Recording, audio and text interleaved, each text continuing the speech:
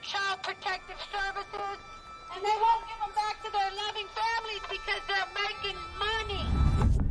This is a legal system that you're going into. And if you don't know the rules, you will be chewed up and spit out.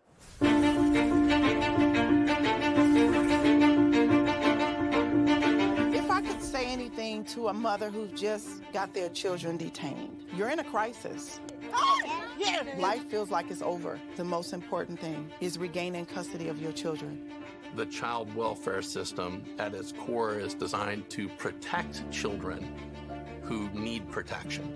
Okay, and that's key, is who need protection. So social workers, out of fear, will remove more children rather than only remove those children that truly need to be removed. It's okay. It's okay. This isn't someone stole your car. Someone broke into your house. This someone took your child, your flesh and blood. It doesn't say on this order that it was not proven. It says untrue. True. I immediately knew that, okay, well, this ain't over.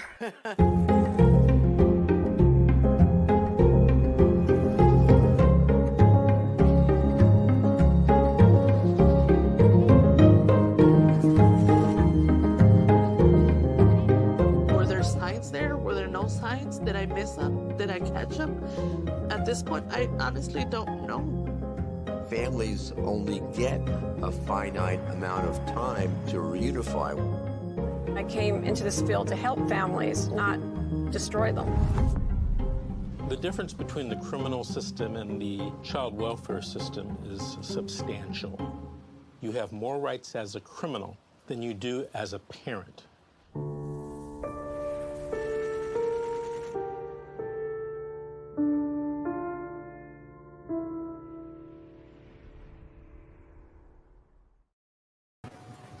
Hello, good evening, everyone. I'm your host today at Fight CPS with Sabrina. Hope everyone had a great week. Our guest today is Rosalinda. How are you doing? I'm doing okay right now. Could be better, right? Yes. So you want to go ahead and share with us your story? My story started in 2019. It was October 16th. It started with my oldest daughter. She was 17 at the time. And we were going to go to the Harvest Festival, and she had left like all the lights on and stuff. So I yelled at her to turn them off. And then, because I was upstairs, and then I yelled down. And so we got an argument over that. And she was yelling at me, being disrespectful. So I had grounded her and took the cell phone. And I was going to leave her here for the Harvest Festival, but we always go and we have a good time. So I let her come with us. We all went, me and my other two children and her. So we had fun there. We took pictures, ate, played games, and we came home and she was begging for her phone back. She made little chore coupons, and usually I always give it back. Every single time I give the phone back. And this time I didn't give it back. And I wish I would have gave it to her, because I didn't know what she was going to do. So the next day I got a text from a social worker, a text message saying that he took all 3 children from school. And he wanted to come speak with me, that she reported that I had hit her in the face, which wasn't true. I got contacted by a police officer too. So he came over and talked to me. He told me sometimes kids make stuff up. Of course, yeah. Especially when they're in trouble and wanting their phone back. Yeah. Yeah. So let's see what happened next. Yeah, I get anxiety stuff, so I'm trying to stay calm, and then it gets emotional, recapping and going back. Yeah, it really is. So what? So they just went to the school and took the kids right out of the school without even talking to you first? Yeah, I had a text from him, and I was like, "Is this a joke?" And he's like, "No, it's not a joke. I never received any kind of warrant or anything." He came over to my house. I didn't know any of my rights or anything, so he said he wanted to come over and speak with me. I said, okay. I called my parents and let them know. So my dad came over here. He didn't want me to be alone with like a man in my house. Yeah, that's really nice. Yeah, so he started asking questions. I let him know what happened. And he was very, very rude to me and my dad. He was threatening me. He said I stole the phone. And he said that it's not my phone. So, because my friend, my daughter's friend gave her a phone. So we thought, okay, it's my daughter's phone. You gave it to her, and that's her phone now. But they were trying to say that it was still her friend's phone, and they're going to press charges on me for stealing the phone. And I was like, I'll give the phone back. She's a teenager. She's grounded. Yeah. So that's why I took the phone, and I wasn't going to keep the phone. Right. Yeah. So, and then my dad started asking about my rights. He started asking about like the interview, the kids. We've never been through this before. And the social worker got really upset with him. So he yelled at me and my dad saying, the kids are not coming to you and they're not going to you, and point at my dad. Yeah, because how many kids, by the way? It was 3. 3. Okay. Yeah. So the 17-year-old was the phone with that phone issue. Yeah. I noticed that she did go into my other daughter's room, which was weird because she never goes in there. She always yells at her if she goes in her room. So I was like, okay, this is, I don't know. But later I found out she did go in there, and she was trying to got her to go along with it. And I read in some report my daughter didn't want to. And then, because all my children, I got spanked growing up, so they got spanked also, but it wasn't too often, and they'd always get a warning first or grounded. So I think that they told them that they got spanked, but they turned it around as it was abuse. And then my 17-year-old said she was scared for the other 2, so they kept them all. Oh my gosh. Wow. I'm so sorry. That's madness. So when they interviewed the other 2 kids, you said that your daughter didn't want to go along, or did they all 3 tell the social worker that they were being abused? My daughter, it says like my 14-year-old went along with it. And then in some reports it said my son said that I had hit him too. So we don't know. CPS has a way of, putting words in their mouths, to say things like that as well. Yeah, we figured that out later because we couldn't understand why this is happening. Why are they saying this? But the first report that we got, it even twisted my words and my dad's words. So we were like, oh, they're doing like, we're just completely devastated and knew like, oh no, like they're lying to a judge. They're committing perjury and getting away with it. We figured that out right away. So did they take the kids to foster care? Or were they able to place them with a family member? We had, I think it was like it was a Thursday, I think, and the next day was Friday, we had a visit. And the visit went really well with me and the kids, except for the oldest. She was still upset. I had to give her the phone back, which she like smirked at me. But me and the other kids were playing and hugging. My 14-year-old had her arm like locked with my arm, and she wanted me to go to her game Monday, which court was Monday too. And the social worker who was watching us said that she could set it up for me to go to the game. So we're pretty happy about that. And I noticed my son had a pocket full of cash, and I didn't know. I was like, later on when I put things together, I was just like, right away I did think that was weird, but I didn't think they were bribing him or anything like that till later. And then we had court Monday in the morning, and all of a sudden they said the visit went horrible, but we need to have therapeutic visits, that my 14-year-old doesn't want to see me anymore. When she said she wanted me to go to her game just that Friday, so it was confusing. The judge said, let's keep the kids together, get them with the grandparents by tonight. And then, so I was happy and relieved about that. And then after court, I asked my attorney about that, and she said it doesn't work like that. So they end up separating all three of them. Are you kidding me? Yeah, at first they separated. It doesn't work like what? What exactly? Like the judge said, let's get them with the grandparents by tonight. And the attorney said, no, it doesn't work like that. They have to talk to your parents. They have to look at their house. They have to approve them, basically. Yeah, so they didn't go there. They first separated. My 17-year-old went with her dad. The two other ones went to a foster home. And then I don't know how long later they moved my son. So then they were all three separated. And my attorney that they gave me wasn't helping me in the beginning. I didn't know anything about my rights. She just all of a sudden assumed I was guilty from the beginning. They had mentioned that my daughter had a mark on her, but I had pictures that we took at the Harvest Festival. So I was showing her those, and she's like, oh, I'll look at those later. She said we can't fight it from the beginning, that we need to submit. And I just went along because I didn't know anything.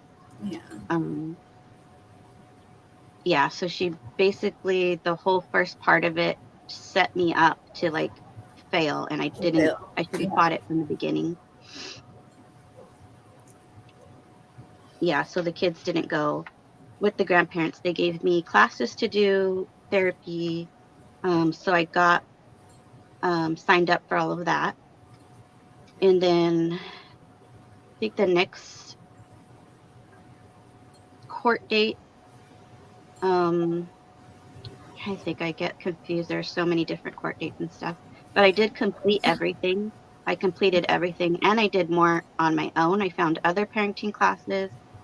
They had me do an anger management, and I did another anger management that I found because one of them had stopped because of COVID.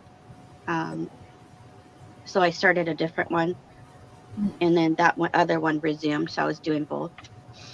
And they said I failed, and I have certificates, letters from teachers, letters from therapists, and they said I failed everything. And I have a full. And what are they saying? Why? In what way did you fail? They said I didn't take responsibility for hitting her in the face, which that never happened. I have heard this so many times before with like drugs and everything. Like people who've never touched drugs before, like they will tell them that you failed completely because you won't admit to your drug problem that they've never had. That is so insane.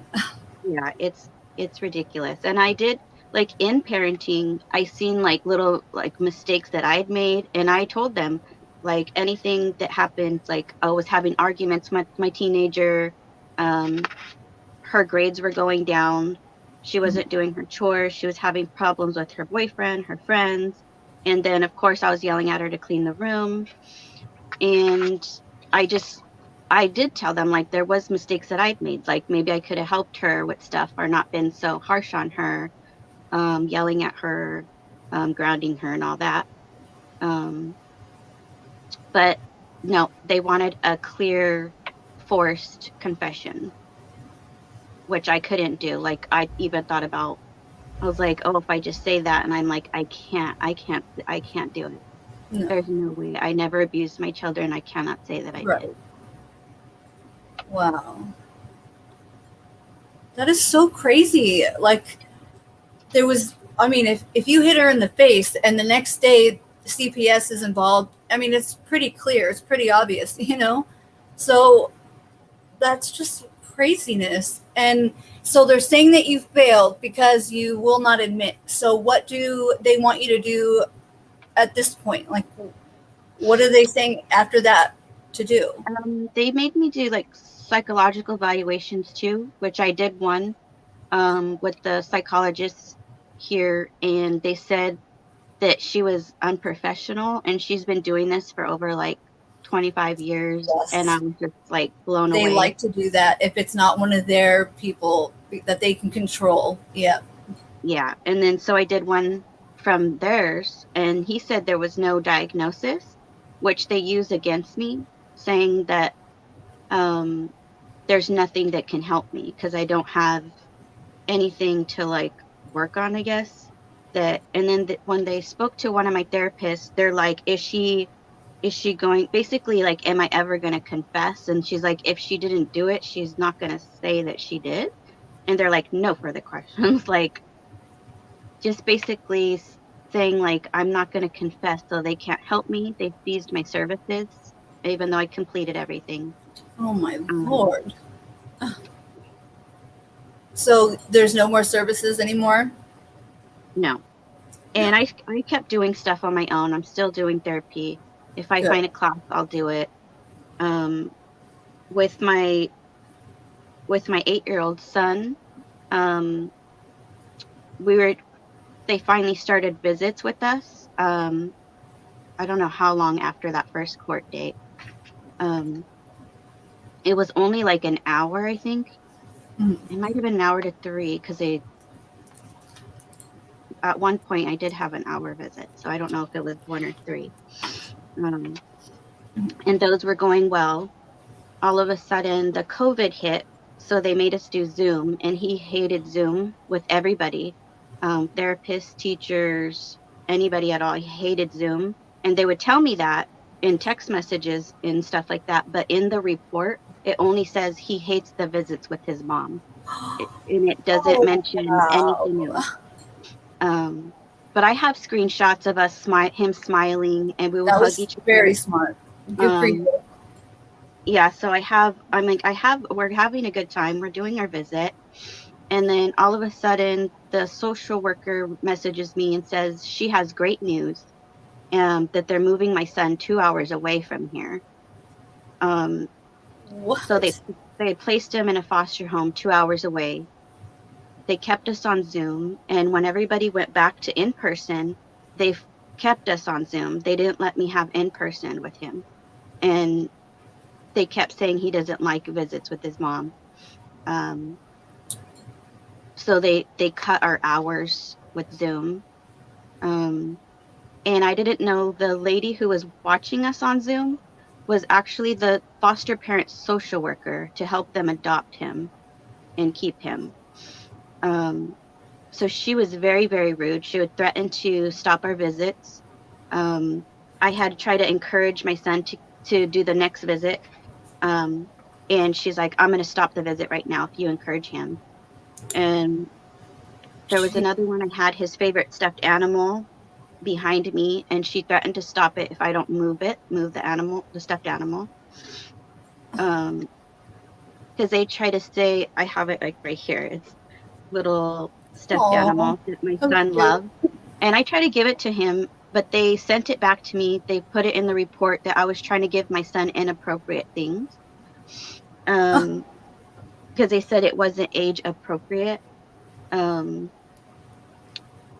So yeah, I try to let him know, like, I have the stuffed animal safe here at home. But they threatened, so I had to move it. That same social worker lied in court under oath too. She tried to say that my son never said that he loved me. They asked her, did her son ever say that he loved her? And she said no, like just no. And then my attorney looked in her own, like the social worker's reports where she wrote about her visits. And in there it says like, oh, mom says I love you, and her son says I love you too. So like in her own writing, she knows he said he loves me. And did the attorney bring that up in the court? Yeah. Yeah. But there was a few things like that where they're caught lying and nothing happens. And they were under oath. That's just ridiculous. They should be accountable for things like that, you know? Yeah. So they cut our visits down, all the way down to like weeks were going by without a visit. and then they said he doesn't want to visit. He doesn't want to visit. Did you ever get the opportunity to personally ask him that? No. I did ask him. We would talk, and he would ask, when is he going to come home? Even on the Zoom visit, when he was already there 2 hours away, I had these cards that ask questions, and it says, like, what's your number one wish? And he said to come home. So it doesn't make sense. All of a sudden, and I noticed marks on him.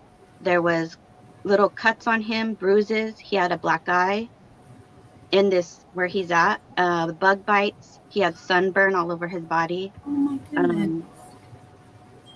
So it was strange that I seen all this stuff and bruises, and then all of a sudden they're like, he doesn't want to see you. He doesn't want to do a visit.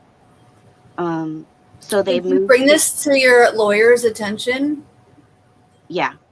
And what did your lawyer say about it? That lawyer was not helping me. Anything I wanted done, anything I wanted submitted, she wouldn't submit. She said no to every single thing. And then I found, or had somebody was helping me, and she found codes, and she has all these codes, and she's been doing this, and she's like telling me not to look up codes and don't do this and don't do that. I did let her know I was trying to find an attorney, and she's like, you don't need to be talking to other attorneys. She was horrible through the whole thing. Yeah. And I tried to do a Marsden hearing to get her off of my case and to be assigned a different attorney. And the judge, I told the judge I wanted this submitted, and she didn't want to submit it because she told me she doesn't want her name on it. And I told the judge that, and the judge is like, oh, I don't think she would do that. And she asked her, what, did you do this? And she said yes. She admitted it, that she didn't want to file anything because she didn't want her name on it. And the judge told her it's for your client. But then the judge turned around to me and said, I think you're the problem, and I could see how you act. And I didn't understand any of that because I don't, like in court, I don't really talk at all. Yeah, they don't really let you. I don't curse at anybody. Like, I know people who yell at everybody, and I'm like, I don't do any of that. Like, why? How is she saying I'm the problem and she sees how I act? Yeah. Judges love to do that. They love to hate on the parents, and it's just so like mind blowing that they're still getting away with doing things like this. Have you tried going straight to the public defender's office to request a different attorney? I was calling for the child dependency attorneys. And I spoke to someone, I don't know, I remember his name anyway. But I spoke to him and I let him know what she was doing. And he's like, he looks through the files, I guess. And he's like, oh, she looks like she's been doing a lot for you. And she's an excellent attorney. And I'd asked like, who's above him? Like, cause he said he was in charge of like the child dependency attorneys. And then he's like, I was like, for Yolo County, and he's like, for California. So I guess he was like one of the head people from California child dependency attorneys. I mean, the bottom line is, though, if you don't feel comfortable with that attorney, they're supposed to, get you set up with, somebody else. Because if you're already not, having a good experience with that attorney, chances are when you continue your case, things are still going to go the same way, so it's like really messed up. They should have set you up with a different attorney. Absolutely. Yeah. She was very rude. Anytime I would try to talk, she would put her hand up in my face. She did that to my dad too. That is so rude. Oh my gosh. My daughter's father spoke with, try to ask her questions too. She was really rude with him.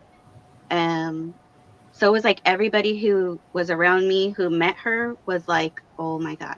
Like I tried to do the Marsden like more than one time. So it was like 2 or 3 times that I tried to get her off of my case. And I was going to do it again, but it was before court. And I told her, I was like, I don't want to make the Judge mad. She'll probably get mad if I try to do another Marsden.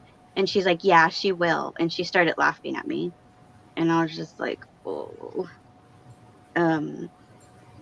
Women judges are so much different than male judges. They're so like judgmental and like they look down upon you way worse than the males do. I don't know what it is, but every time I hear this, that it's a woman judge, it's like the same thing.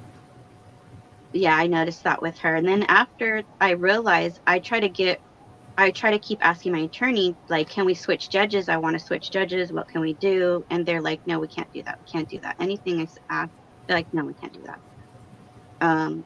On September 2nd, this judge terminated my rights to my son. And we entered photos. I entered the Zoom photos of my son hugging himself because I said, close your eyes, pretend you're hugging me, and I'm going to do the same. And he's just like, you could see it in his face. He's just like hugging himself. And I have all those. I have ones of him laughing. Then I entered our family photos that I have, letters from family. Yeah. Art from my son that he drew for me. That says like, I love you, Mom, and stuff. And the judge looked at it all. She said, I don't see anything here. She said, I think you need your son more than he needs you. Hell? Yeah, it's all in like the transcripts and everything. It was just, so they terminated my rights, and we're appealing it, but good for you. Gosh, wow. I hope you're recording all of this stuff that's happening. Yeah. I have like papers everywhere. I have like a hard time organizing, so I have like this happened this day, this happened. It's all over the place, kind of mixed up. So I do need to like organize and file and do everything by date because it's kind of all over the place. I'm kind of the same way. And have you ever heard of like a smart journal, like a smart notebook where you can like write your notes on it and then take a picture of the QR code in the corner, and then it files everything for you. So when you need to go back to a certain date, it's all digitally put in there, and it makes like note writing so much easier. I have not heard of that, but I made a note because I need that. They sell them on Amazon. They're like between $20 and $30. They're like called smart notebooks. Okay. And let me tell you, it's been a game changer for me. I had like 10 notebooks, like all just random, and I could never find anything I needed. So that really did help a lot. Yeah, that's how all my stuff is. So I can't even believe that they terminated your rights because you won't admit that you hit your kids. Like, what the hell is that shit? Sorry, my language. I'm so upset for you right now. For the termination that we had trial, they based it on that we didn't have a bond. And it didn't make any sense because they're the ones like they kept us separated, and I don't know what they were doing to my son. But even when I wanted him checked on for abuse and sexual abuse, and they retaliated. They had a police officer go to my dad's, and they said that my 8-year-old said that my dad hit him one time. And so it was like maybe 2 days later. So I was like, I want my son checked on. You guys are not checking on him. Instead, you are like trying to make something up and threaten us. Yeah. It was just like ridiculous. And then they try to make me sound like I'm crazy for wanting him checked on. That he's doing great there. He just got hurt playing. I never seen anything like that on my son. And my parents had a visit with him where they seen scratches all down his back. And my mom reported it to the police department.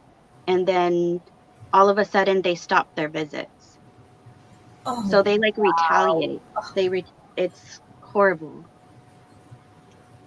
And both of them. My mom said that my dad wanted to cry in there because he's never seen anything like that, like on my son, any marks or anything.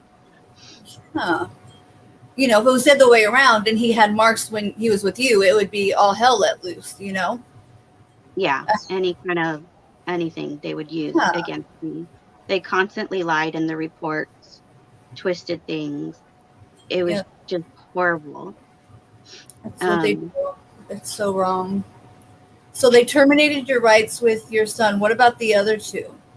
The 17-year-old aged out. Okay. And then the 14-year-old at the time, she's still in there, and we just had some of our first visits starting on Easter. And those went really well. But in November 24th, I had a baby, and they took the baby from the hospital. Automatically, yep. Yeah. Because they claimed he was in danger and all this stuff. So it was just horrible. If you have any kind of an open case with CPS, they're automatically going to take that child when you have a new baby. It's like just another easy way for them to make more money. And they just lied in those reports too. They lied. They get the baby. They did speak. I was speaking with the father, and then all of a sudden he stopped speaking to me. So I know. I was like, oh, they got to him. I know they turned people against each other. Yeah. So in the reports, they had a bunch of lies, but I had text message proof of different things that they were like lying about. So I tried to submit it, and the judge said, no, that's hearsay. I can't take it. That's what they do. They go off of hearsay. It's family court. But anything that they said, it was all hearsay. It was all made up stuff. Exactly. Little made up stories. And I had actual proof to prove that that was false and wrong. I have the evidence. And he's like, no, that's hearsay. And I'm just like, I'm in a different world. Like, this does not make any sense. Like, what the heck are they talking about? That's exactly what they use on you is hearsay, but you have actual evidence. It's not really hearsay if you have actual evidence, and they won't accept that. Like, wow. So I'm appealing that also. Good for you. They gave the dad full custody and me nothing. And we were having good visits, and the time was supposed to increase, but instead they took visit time away. And then now they're saying that I have to pay for it in another town, which my car overheats, so I can't make it to that town. So I have to file paperwork to try to have visits here and have a family friend supervise. Yeah, like, and even if your car was working fine, why should you have to, travel all that way? That's not right. They were having, I was getting 3 hours a week at first, and then they did 6 hours. So we're doing 6 hours a week here in my town. But that court date when they gave the dad full custody and me nothing, and then they made it go back down to 3 hours. And then they said the dad, it was too hard for the dad to drive here. So that we have to do it over there. It was like anything that I wanted or needed to remain, like keep the bond between my son. It was like, oh no. Anything that he wanted, it was like, okay. And what was their reasoning for keeping the baby from you? Because I mean, obviously it's a different situation. What is their excuse now? They just used the past case.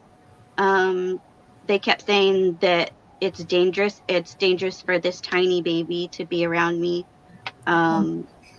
That's all. They were just using the past case. They were saying unresolved mental health issues, which didn't make sense because I did their evaluation, that it didn't come back with anything. So I was like, you guys are just making stuff up. I'm like, it was just out of nowhere. Like, they're just making it up. And you said that that the father is not really talking to you because of the social workers. So I'm assuming that your relationship isn't the best. And is he going to allow you to see your child, or is? No, he hasn't. We're talking back and forth, and then all of a sudden he stopped. So it's nothing completely.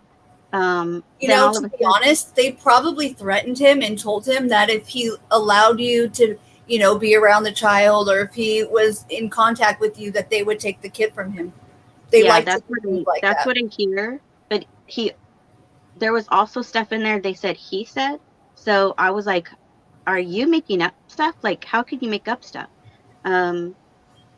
he said that I had pushed his side or something like that, which I was like, okay. I was like, we never even got into like we would have discussions, but we didn't have even arguments or yelling, or I even talked to him on the phone. And I wish I would have had a witness there to witness. Like, I had asked him, I was like, they're saying I'm crazy or abusive and all that. I was like, have we ever got into like a yelling argument? He's like, no. It's like, did I ever touch you or hit you? No. Like, so it didn't make sense. And then they said that he wants to move to Arizona and he can go ahead and do that. He could take the baby and leave. And they could give me a Zoom visit with the baby. That's not fair. No. That's not fair at all. And they're telling you that you don't have a bond with your kids. Like, hello, it's their freaking fault. Yeah. You know? Wow. And we try to find, like, call around for attorneys, but we can't afford it. And I noticed this is happening. I think my kids is the reason why I'm going to keep going. And Good. The other reason is other people are going through this, and it's not just me, it's all over the country. And it's just like, it is a horror story and it's a nightmare. It's a whole different world that I didn't know about. I know a lot of people still don't know about it. And I was so scared in the beginning. I didn't want to anger them. I was quiet. I'm still pretty quiet, but I'm starting to like reach out and talk to people. We're starting a rally in my town. On May 11th, there's going to be the big one at the Capitol in Sacramento. So I'm going to go there. Me and my mom made signs, and we're just... Oh, that's so good to hear. Yeah, that's even in my town. You know, it's going to take things like that, protesting and voting and that whole deal, you know? Yeah, I need to learn more about the voting and stuff, and filing the right complaints with the right people. Yeah. And just exposing them and showing them like my evidence and my proof that they're committing perjury. I did speak with, I don't know if it was a DA, it was somebody, because I was calling around and I told him I have proof that they're committing perjury. So he started asking questions, but he got to the part, he's like, do you have an attorney? And I was like, yes, the court appointed they gave me, who's not helping me. And he's like, oh, I can't talk to you. I have to talk to her first. Yeah. And then she threatened me. She's like, they could press charges on you if you're going to say this. And I'm like, but I have proof. It's true. I'm not making stuff up. I'm not it's not like slandering them or anything. This is actual proof that they're committing perjury. But like, yeah, my own attorney was threatening me and never helped me. They finally switched attorneys at the end. And I was asking too to switch the judge because they were going to give me the same female judge for the baby. And I was like, no, like, she's horrible. She's absolutely evil. Like, yeah, I can't even understand how someone can be like that. And I had someone help me. They showed me the which form to use to switch the judge. We had court that day. I filled it out, turned it in, and they switched the judge within hours. And I was just like, without her help, she would not help me.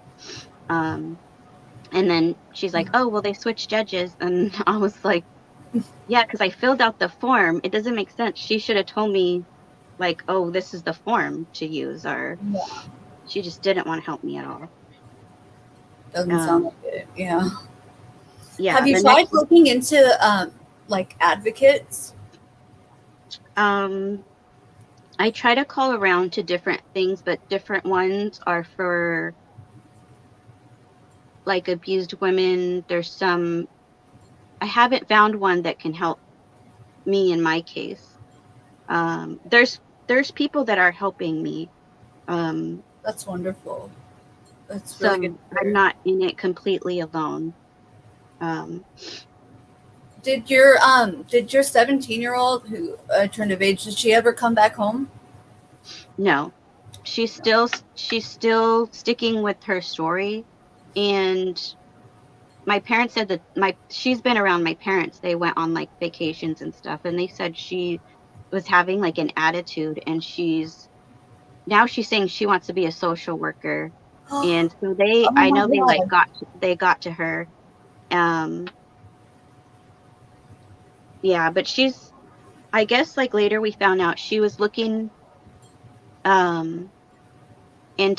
she's looked if she got into the system, if her college would be paid for. I guess she looked that up way before any of this.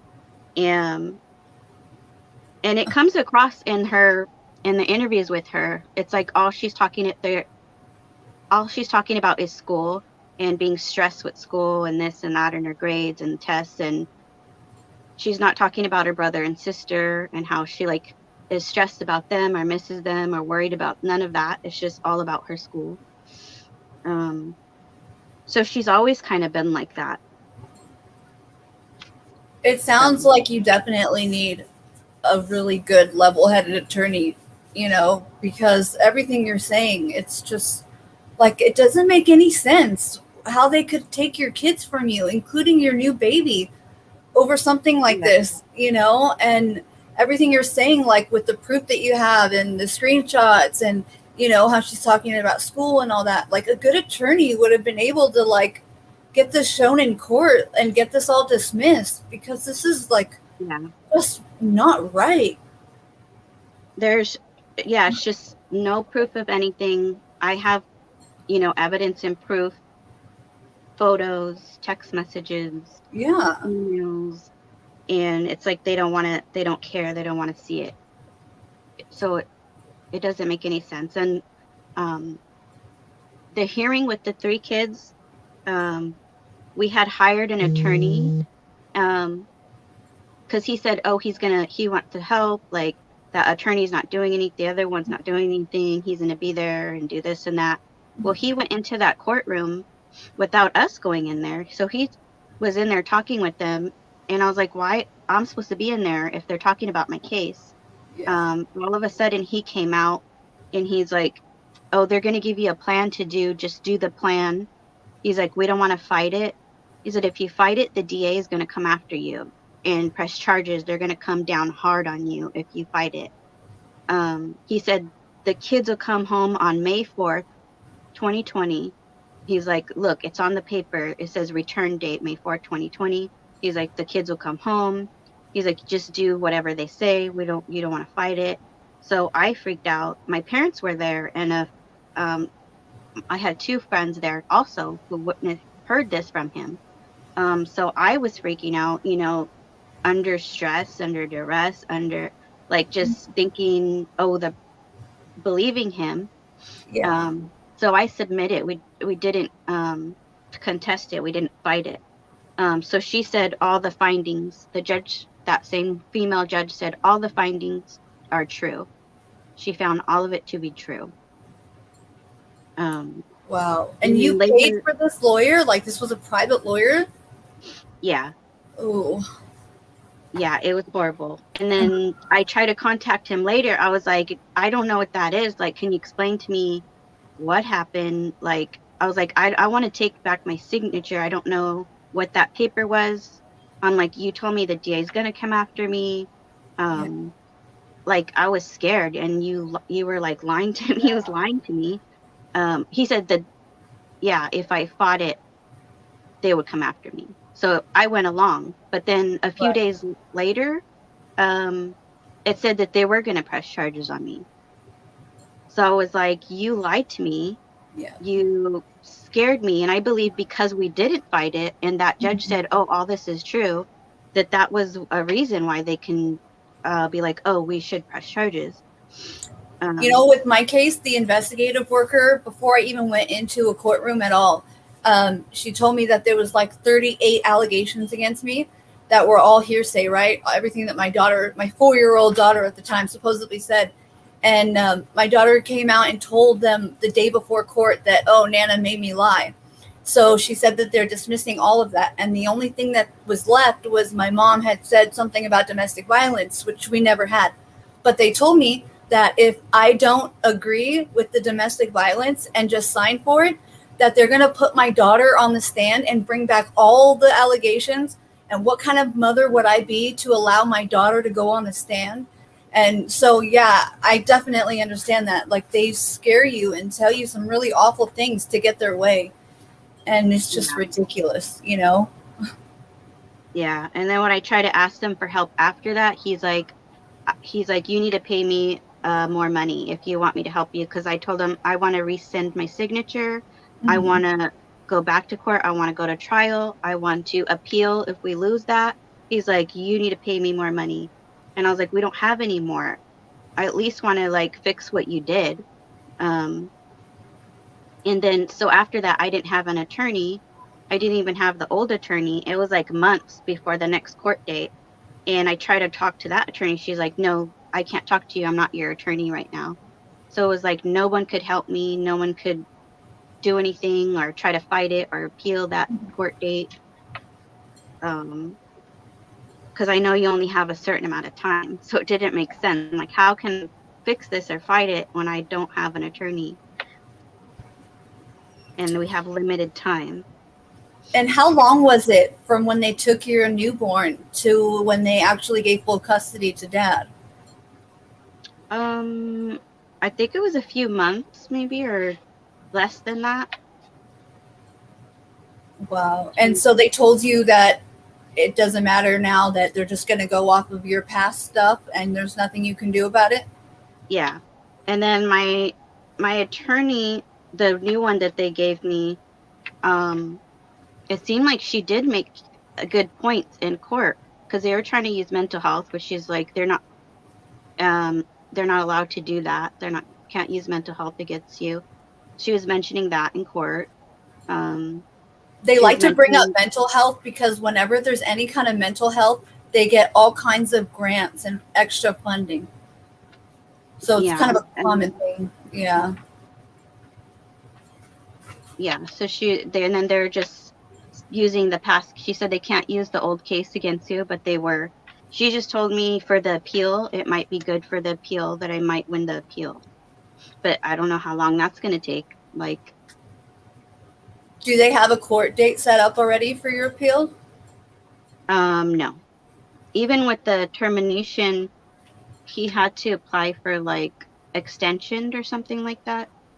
So I don't really know when. And you need to make sure that you're setting up visits like as much as possible. I know it's difficult because, you know, they're not really working with you, but as much as you possibly can, and record like as much as you can of it, because they'll try to come back at you and say that, well, you know, we don't want to place the baby with you because the baby doesn't know you. And, you know, I know they can do that. So I don't want that to happen to you. Yeah, that's what I tell everybody too. Like when you're at the visit, like take pictures. Yeah. Keep everything. If your kid draws something for you, keep it. Yep. Photos, everything, because they will lie. They'll say that they're scared of you, or they don't want to visit you, or that it went horrible. They just lie throughout the whole thing. So yeah. I saw this case where a social worker had sat down with the child, and the home seemed perfectly fine. Parents seemed great. So they sat the child down and they said, okay, well, you know, let's draw a picture, right? And she draws two different columns, and one column she draws, you know, tells her draw a picture of your parents. And then she draws a line down the middle of good and then bad, right? And she says, in the good pile, she says, what is one thing that you really like about your family? And the kid says, I love my parents. So they put, boom, love your parents. Then they jump to the bad side and ask the kid to come up with 15 different answers for all the bad things that have gone on in the family, whether they, you know, got grounded or punished or whatever, and never came back to that good pile. And then they used this in court against the parents. And the whole time they're controlling what is being written. They're literally writing it down for the kid because the kid was too young to, you know, spell some of the things. And like, that's their tactic. And it's so wrong. Yeah, like, I know. So wrong. They lead them. Yeah. They like coerce them. They like brainwash them. Exactly. Yep. I don't know. I'm hoping something will happen soon. It feels like it. A lot of people, even in my town, I'm finding like almost 2 people a week, one person, this, that, like they're all coming out of like the woodwork, and we're like, it's happening to you too. So I'm hoping something will happen soon. Yeah, I really, really am rooting for you here. I mean, this is just like so dumb, you know, like there's no drugs involved. There's no domestic violence involved, you know, like kids are supposed to be punished when they act out or when they speak out of line. You know, it's like any good mother would take the phone away. You know, I definitely would, because, you know, you're not going to talk back to me. Now you lose the phone. That's just like common, you know, and they should realize this. And for kids to get so upset, especially like teenagers, you know, everything is like the end of the world. And, you know, so when they think that when you take their phone, it's the end of the world, and they get really dramatic. And for adults, you know, who are in this field, so supposedly keep families together, to see this, and instead of like, you know, making a game plan with you to, you know, figure out, you know, how to be a loving, happy family, they destroy you guys, you know, everyone, families, you know, and I'm so disgusted, like by far. And I'm so happy to hear that you're doing the protest and you made signs and all that. Like that's wonderful, you know. Yeah, we're trying to connect. Yeah, we need to start doing things about it, you know, and that's basically how. And hopefully this gets cleared up for you, because it doesn't sound like this is fair at all. No, they completely. How old is your baby now? He's a few months old. Like, they totally destroyed my whole family. They wouldn't let the kids go to my parents either. My parents did the RFA, they did classes, they got certificates. They came to look at their home. They said it was fine, like, and they still didn't let them go there. So what was their excuse? At first they wouldn't tell us, and then later they were saying they knew about some abuse and didn't say anything. And when I was reading in one of the reports, it said my son was like, oh, mom's gonna spank me. And my mom's like, well, you better be good so you don't get a spanking. And they counted that as like he's telling her that he's being abused, and she's like, well, you better be good. Spanking is illegal. Spanking is allowed, you know. You're just not allowed to leave marks. You're allowed to spank, you know, technically. So I can't even believe they use that as an excuse. Like, yeah, they turned it around. They made it sound like if he was being abused and he tried to tell. But they're like, no, it was about spanking. So they just twist your words and exaggerate every single thing. Yep. Exactly. And I was scared what they're telling my children about me, because I did complete all these classes, and I'm doing everything for them, for me, for my whole family. And I'm like, they're probably telling them, like they wrote in the reports, your mom did bad, she's not fighting for you, or she failed. Yep. They like to do that. They like to turn the kids, like, you know, off from their parents. Just pisses me off. Sorry, I've had such bad language today. It's so wrong, isn't it? Like, yeah, I would like to find an attorney. Sure, you know, and look what they're doing to them. It's so wrong. Yeah, they just destroy families, completely destroy, lie, make up stuff, falsify reports. Yes. And I know some social workers are getting busted all over the country too, and I'm just hoping like it'll happen here. But we live in a small town, and it's very corrupt. So I'm just hoping something will happen, or an attorney can take the case, because I do want to pursue like a lawsuit eventually whenever I can.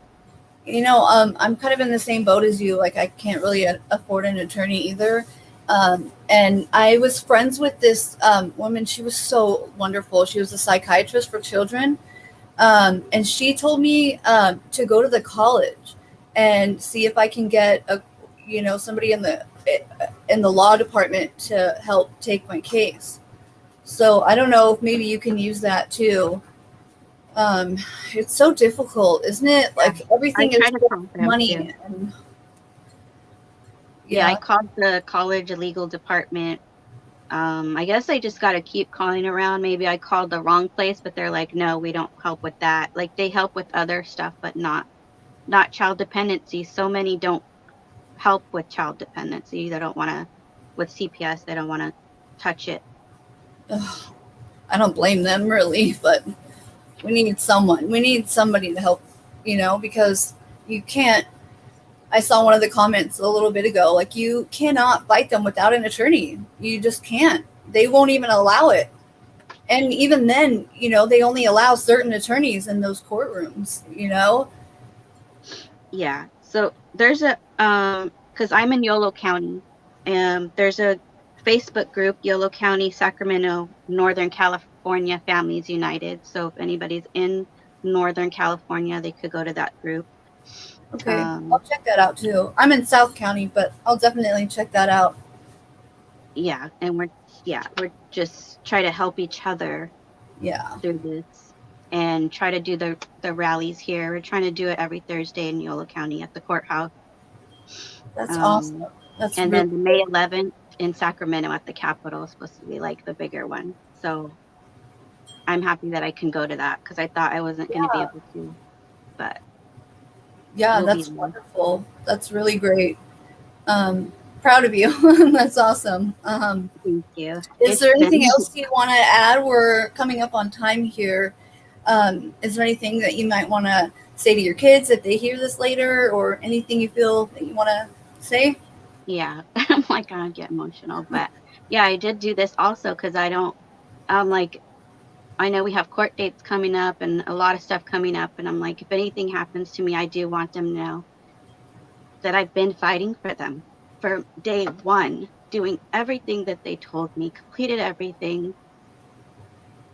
And it's like, it's just horrible. And I feel bad for everything they had to go through, and, wish I could find an attorney to help us, but I can't afford it. And I just want them to know I love them. I'll always be there for them. Even my she's older now, but 17 at the time. But even for her, I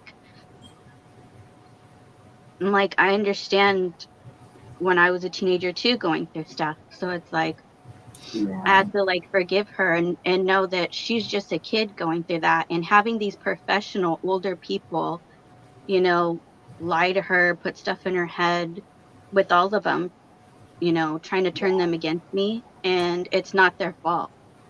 And I'm going to keep fighting for them. Good for you. And, the kids don't see how much, they actually have us do, and how many hoops that we have to jump through, and nothing's ever good enough. And they don't tell the kids any of it. They just tell the kids what we're not doing. And, and that's really sad. And, it's important that they know that you're still fighting, and it's easy for kids to give up, when they're telling them these things, and, basically telling them that, you're not going home, and, this is where you are now, deal with it. And that's not right. And, so thank you so much for coming on the show. I'm so sorry for what you're going through. Please update me and let me know what's going on. I'll check out that group too for Yolo County. Yeah. Anything else you want to add? I know I cut you off there. Sorry. Just that, if my kids ever see this, or anybody, keep fighting, keep staying strong.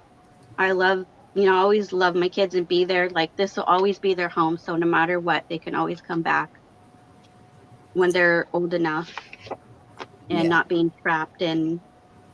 And when they're free, they can come back. And I'm going to be here for them. And I'm going to keep fighting even for other families now.